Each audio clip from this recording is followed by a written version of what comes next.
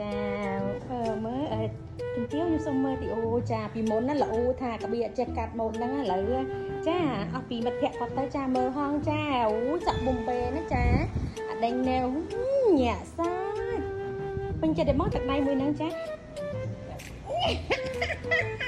អស់$10ហ្មងចា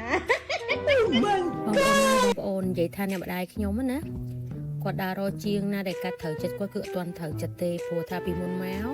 គឺមានមួយប្រចាំតកូលតែដោយសារតាអ៊ីគាត់ខូចទៅហើយដល់អញ្ចឹងទៅ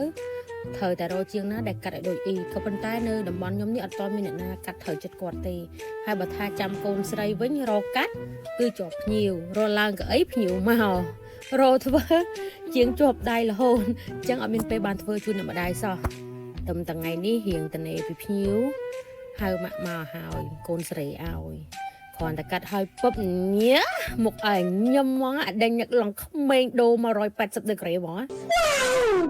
បងប្អូនណាបងប្អូនចង់បញ្ជាក់ទៅប្រាប់បងប្អូនមួយចំនួនដែលគាត់តាមដានមើលផ្ទៃមុខម៉ាក់ខ្ញុំណាហើយខ្ញុំនឹងចេញវីដេអូវគ្គក្រោយថាម៉ាក់ខ្ញុំមានបញ្ហាអ្វីពីមុនមកបានជានេះខ្ញុំលើកពីបញ្ហាផ្ទៃមុខម៉ាក់ខ្ញុំមកដោយសារតែពីមុនម៉ាក់ខ្ញុំគាត់មានបញ្ហាជាមួយនឹងការទិញផលិតផលរបស់គេយកមកប្រើខុសហើយខ្ញុំក៏ឲ្យគាត់ផ្អាកឲ្យគាត់ប្រើជាមួយនឹងផលិតផលផ្លាសង្តារបស់កូរ៉េម្ដងនៅពេលដែលគាត់បានប្រើឲ្យបងប្អូនហើយឡើងក្មេងឡើងប្លែកហ្មងណាហើយបងប្អូនចាំមើលវីដេអូវគ្គក្រោយដែលខ្ញុំបានថតគាត់មុននឹងប្រើ